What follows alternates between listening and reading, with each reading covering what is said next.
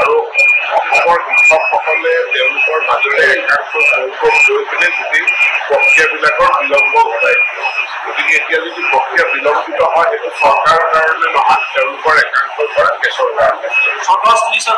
তেওঁলোকৰ দৰে আমাৰ স্থিতি অতি স্পষ্ট আছে, আমি তেওঁলোকক কৈছো, অপশ্যন দিছো।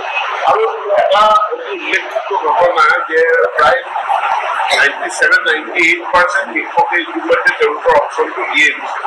অৰ্থাৎ 1-2% শিক্ষকেহে অসন্তুষ্ট।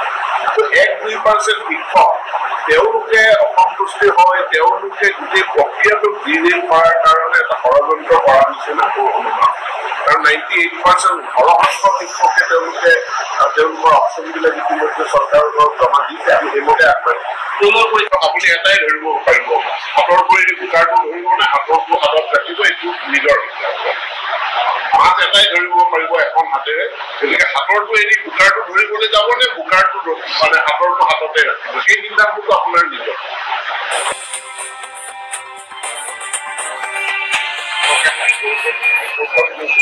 আৰু অসমৰ শিক্ষকসকলে তেওঁলোকৰ মাজেৰে একাংশ তেওঁলোকক লৈ পিনে যদি প্ৰক্ৰিয়াবিলাকৰ বিলম্ব ঘটায়। গতিকে এতিয়া যদি প্ৰক্ৰিয়া বিলম্বিত হয় সেইটো চৰকাৰৰ কাৰণে নহয়, তেওঁলোকৰ একাংশৰ পৰা কেছৰ কাৰণে।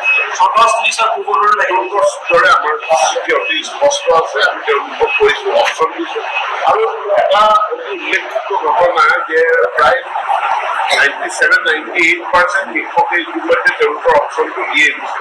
অৰ্থাৎ 1-2% শিক্ষকেহে অসন্তুষ্ট।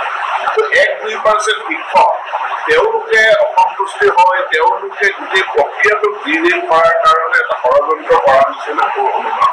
কাৰণ 98% সৰহসংখ্যক শিক্ষকে তেওঁলোকে তেওঁলোকৰ অপশ্যনবিলাক ইতিমধ্যে চৰকাৰৰ ঘৰত জমা দিছে, আমি সেইমতে আগবাঢ়িম।